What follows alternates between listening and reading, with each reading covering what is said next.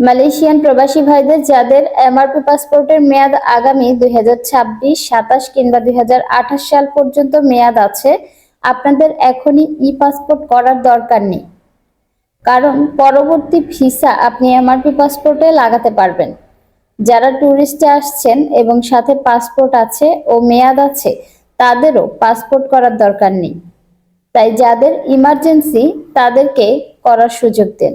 বর্তমানে শত শত প্রবাসী যাদের এখনো পাসপোর্ট করার দরকার নেই, তারাও গিয়ে ইএসকেএল অফিসে ভিড় করছেন। ফলে যাদের খুব দরকার তারা সঠিক সময়ে সেবা নিতে পারছেন না।